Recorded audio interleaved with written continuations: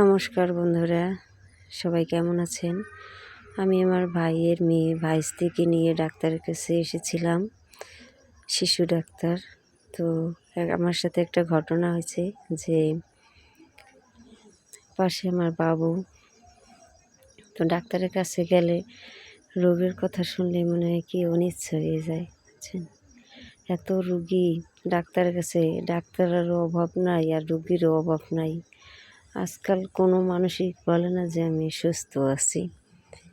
আগে এত ডাক্তারও ছিল না, এত রোগও ছিল না। আর এখন ডাক্তারের অভাব নাই, রোগীরও অভাব নাই। ডাক্তারের কাছে গেলে সিরিয়াল দিয়ে থাকা লাগে 100-200। পাশে রুটি ভাজতেছে, তো বাবু বায়না করতেছিল, তা আমি একটু বাবুকে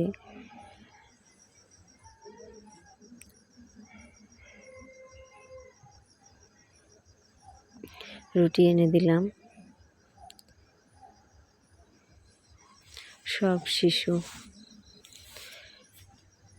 আর ঠান্ডা পড়ছে, বাবুদের একটু ঠান্ডারই সমস্যা বাচ্চাদের। সেই সকালে বেরোইছি, সারাদিন কেটে যায় ডাক্তারের কাছে গেলে। তো ডাক্তারের কাছে গেলে কত দালাল থাকে, সেই দালালগুলো সব সময় খুব পেতে থাকে যে কখন রুগী আসবে আর রুগীটাকে নিয়ে রিপোর্টটা হাতে নেবে। তো আমি ডাক্তার দেখাইছি, রিপোর্টটা হাতে নিয়েছি, আমার হাত থেকে একটা দালাল বলে যারে কয়, সে রিপোর্টটা আমার থেকে নিয়ে গেছে অন্য জায়গায় রিপোর্ট করবে, যাতে সে কিছু পেতে পারে।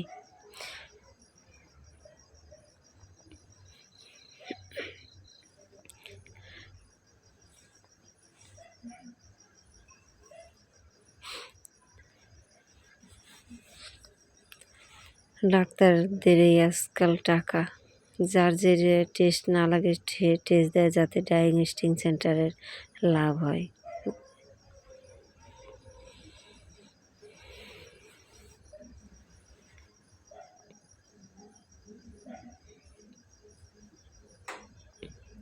ডাক্তারের কাছে গেলে একদম অনিচ্ছা ধরাই যায়, যে রোগ হইলেও ডাক্তারের কথা মনে পড়লে ইচ্ছা করে না যে ডাক্তারের কাছে যাই, ডাক্তার দেখাই।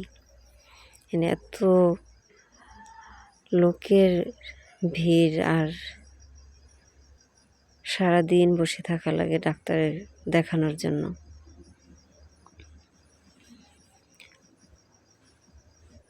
তো আমার ভাইজির একটু অ্যালার্জির সমস্যা, তো 3টা টেস্ট দিছে, 3টা টেস্টে 2600 টাকা বিল উঠছে।